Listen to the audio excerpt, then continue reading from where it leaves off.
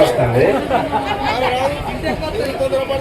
నేను ఎక్కువసేపు సమయం తీసుకోను, కానీ అంబేద్కర్ అంటే అసలు అంబేద్కర్ ఆశించిన దేశం అంటే, అంబేద్కర్ ఆశించిన ప్రజలు అంటే ఏంటి అనేది రెండు ముక్కలలో చెప్తా.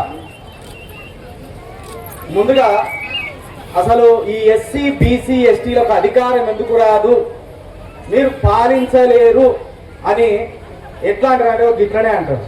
పాపం 4 అయితే ఒకరికి తిండి పెట్టరు. ఇది ఓ విధంగా ఇక్కడ నిర్వాహకులు నన్ను తిట్టుకున్నా, ఖచ్చితంగా ఇంకెక్కడ ఊర్లోనన్నా ఇది జరిగితే ఖచ్చితంగా 1 గంటల లోపు అసలే మన ఆకలి బతుకులు, ఈ ఆకలి బతుకులకు తిండి దొరకని జనం ఇది. ఇప్పుడు కడుపు నిండా తింటున్న జనం ఇది. కొంత తిండి పెడితే జ్ఞానాన్ని వీళ్ళకి ఎంత ఎక్కియాలనుకుంటే ఇక అంత ఎక్కియవచ్చు, కానీ తిండి పెట్టకుండా కూర్చునే వరకు వీళ్ళు ఎప్పుడు ఇడిచి పెడతారా అన్నట్టు ఉన్నది. ఇక ఇది పక్కన పెడితే ఇక్కడ అంబేద్కర్ గారి ఈ చూపుడు వేలి చూపెడతాను అంటే, ఈ గ్రామం నుండి అసెంబ్లీకి పార్లమెంట్ దాకా వెళ్ళాలని అంబేద్కర్ గారిని అందరినీ జీవిస్తున్నాడు. అది మొదట ఈ గ్రామంలో ఉన్న యువకులందరూ స్ఫూర్తిగా తీసుకోవాలి. స్ఫూర్తిగా తీసుకొని అంబేద్కర్ గారి బాటలో, అది ఎస్సీ అయినా బీసీ అయినా ఎస్టీ అయినా రెడ్డి అయినా వెలుమ అయినా బ్రాహ్మణులైనా అందరూ సమానమే. ఏ ఒక్కరికి 10 చేతులు లేవు, 20 కాళ్ళు లేవు, 25 తలికాయలు లేవు. అందరూ ఈ దేశంలో పుట్టినోళ్ళు సమానమే అని చెప్పింది మొట్టమొదట డాక్టర్ బాబాసాహెబ్ అంబేద్కర్ మాత్రమే. ప్రపంచవ్యాప్తంగా వర్ణ వివక్ష ఉన్నది. అంటే నల్ల జాతి ప్రజలు, తెల్ల జాతి ప్రజలు అనే ఒక వివక్ష ఉన్నది. కానీ భారతదేశంలో మాత్రం 647 కులాల మధ్య వివక్షే ఉన్నది. ఒక కులాన్ని చూస్తే ఒక కులం ముఖం తిప్పుకొని వెళ్ళిపోతుంది. ఇక్కడ ఇంతకుముందు ఇక్కడ ఈ చిన్న అంటాను కదా, కులం ఉండాలా ఉండద్దా అని మన సిఐ గారు రమేష్ అన్న అడిగితే, కులం లేకపోతే మనకు పిల్లని ఓడిస్తారా, ఏ కులం అని పిల్లని ఆ కులం అని ఇస్తాడు అని అన్నాడు. నాకు నిజంగా ఆయన చెప్పింది కరెక్ట్ పాయింటే, మనకు అర్థం కాక నవ్వుతాం. కానీ ప్రపంచంలో నల్ల జాతీయుల్ని తెల్ల జాతీయులు చేసుకున్నాడు, తెల్ల జాతి ప్రజలను నల్ల జాతి ప్రజలు వివాహం చేసుకున్నారు. కానీ భారతదేశంలో ఒక మాదిగ వారినే చేసుకోవాలి, ఒక మాలవారినే చేసుకోవాలి, లేకపోతే ఒక డక్కలి వారినే చేసుకోవాలనే ఈ స్ట్రక్చర్ ని మనువాద సంస్కృతి అత్యంత బలంగా భారతదేశంలో పునాదులు వేసింది. ఆ పునాదులను బద్దలు కొట్టడానికి కుల వివక్ష ఇక్కడ ఉన్నది కాబట్టి కుల నిర్మాణం కావాలని మన సిఐ గారు రమేష్ అన్న సూచించింది. ఇక 2 నిమిషాలు మాట్లాడతా. మీరు ఆకలితో ఉన్నారు, ప్రధాన వక్త గారు వచ్చేసిండ్రు, ఇంకా అద్భుతమైన మెసేజ్ కూడా ఇస్తారు. అన్న రాకపోతే నిజంగా మీ మెదలను అన్నింటినీ మిక్సీలో వేసి ఒక మొత్తం అగ్నిగోళం లేదా నింపి పంపేటోండి, ఆ పని చేసి పంపేటోండి. అయితే ఇక్కడ మనము కుల వివక్ష పోదా? భారతదేశంలో కుల వివక్ష పోదు. భారత భూభాగం ఉన్నన్ని రోజులు ఉంటది, భారత ప్రజలు ఉన్నన్ని రోజులు ఉంటారు. కుల వివక్ష పోదు. ఇక్కడ కులం నాశనం కాదు, ఇక్కడ కులం చంపబడదు. ఇది విద్యావంతులుగా ముందు మీరు తెలుసుకోవాలి. కానీ కులాన్ని మనం దాటాలి. ఎట్లా దాటాలి? చదువు ద్వారా దాటాలి. ఏ విధంగా దాటాలి? అంబేద్కర్ లాగా దాటాలి. ఎట్లా?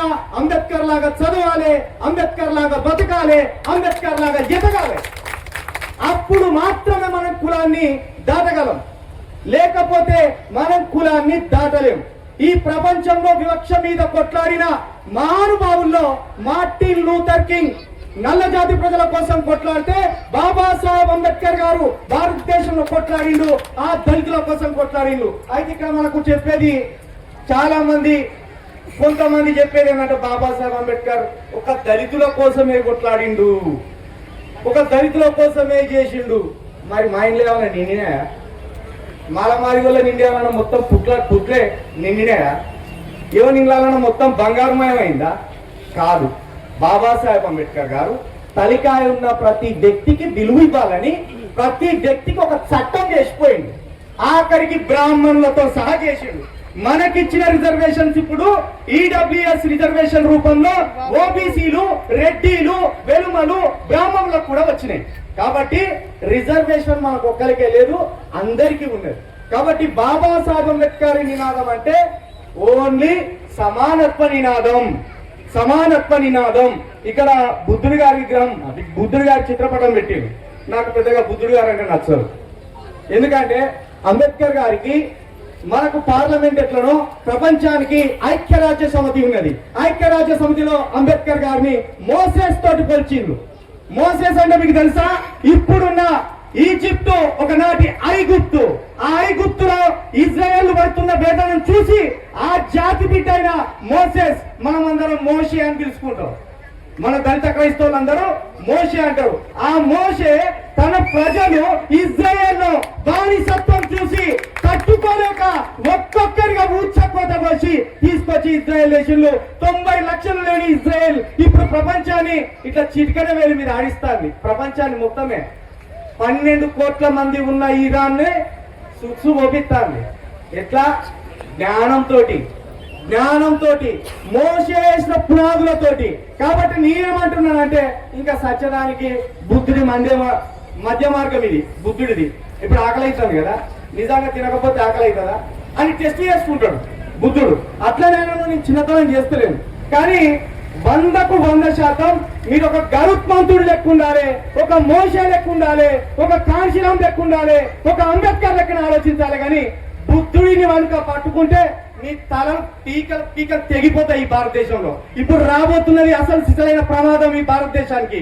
మనువాదులు ఇంకా విచ్చలవిడిగా ఇక్కడ వెర్రిగా ఆలోచనలు చేస్తున్నారు. కాబట్టి చివరిగా మళ్ళొక్కటే, ఎక్కడ మొదలు పెట్టిందో అక్కడనే చెప్తున్నా. మళ్ళా అంబేద్కర్ లాగా చదవండి, అంబేద్కర్ లాగా బతకండి, అంబేద్కర్ లాగా ఎదగండి. మాత్రం ఈ ఎలుకుర్తి ప్రజలకు ఈ బాబాసాహెబ్ అంబేద్కర్ గారి విగ్రహ ఆవిష్కరణ సాక్షిగా మీ అందరికీ చెప్తూ జై భీమ్, జై తెలంగాణ.